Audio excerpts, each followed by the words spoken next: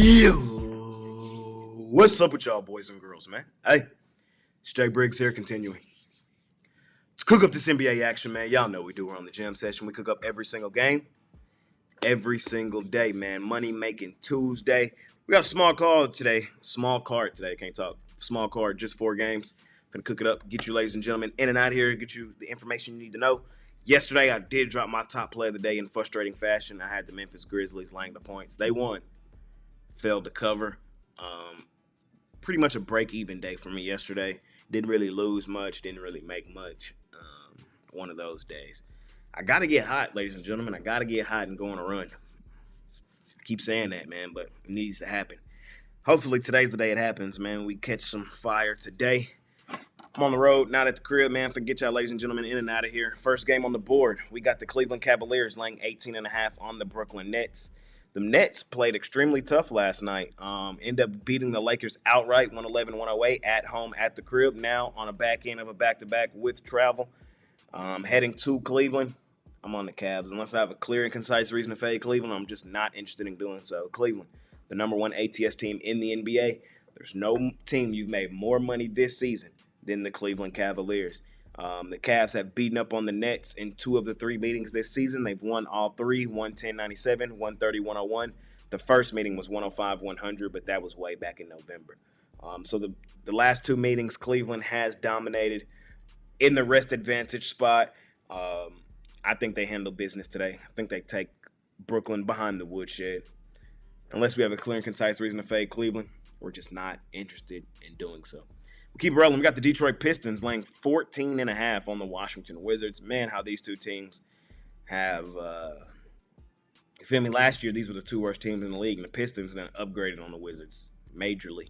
They're now laying 14.5 in this one. We have seen these 2 teams match up once this season. Pistons did beat them up 124-104 in Washington. That game was way back in November, though. Washington, they have been playing better. They've won 3 of their last 5.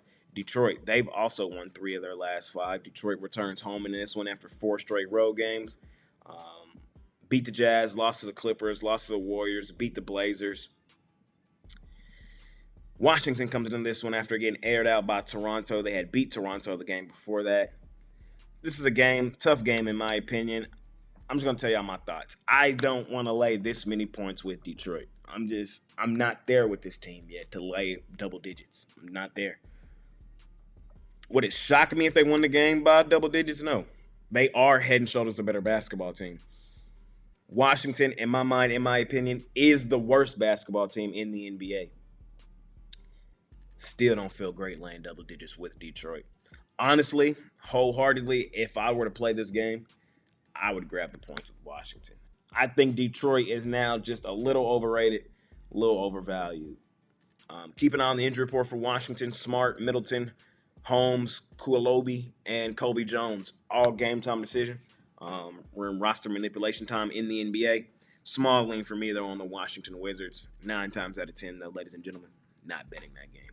We keep it rolling. We got the Milwaukee Bucks out on the road facing the Indiana Pacers. Pacers, 2.5-point home dogs.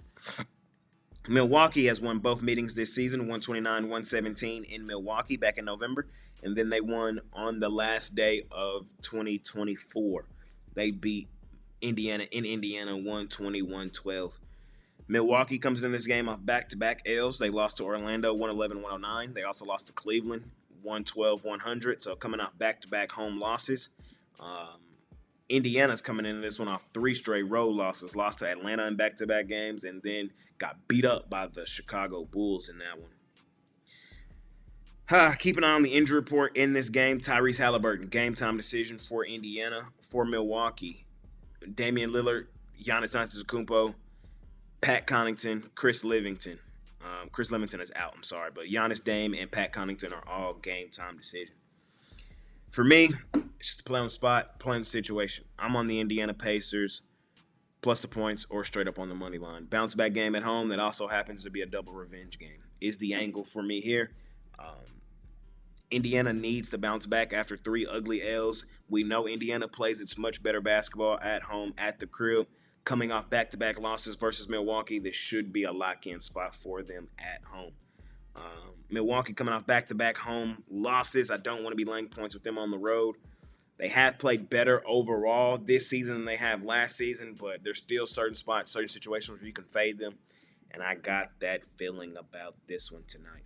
I'm on Indiana in the bounce-back game at home. That also happens to be a double revenge game. Last and final game of the night, ladies and gentlemen. We're in New Orleans, where the Pelicans are 7.5-point home dogs with the Los Angeles Clippers rolling in. These two teams, man, have matched up once this season. Clippers did win that game 116-113. That game was on the 30th of December in New Orleans. Clippers, they've won 3 straight. All 3 are at home. Beat up on Detroit, beat up on New York, barely scraped away from the Sacramento Kings in overtime. The Pelicans, they come into this one, losers of 4 straight. Lost to Memphis, Houston twice, and L.A. They did cover in that game against Memphis, though. And I think they cover here. We know what it is with the Clippers. We know what it ain't. The Clippers are the best home ATS team in the NBA. The Clippers are the best home favorite in the NBA. The Clippers built a multi-billion-dollar arena to be good at home.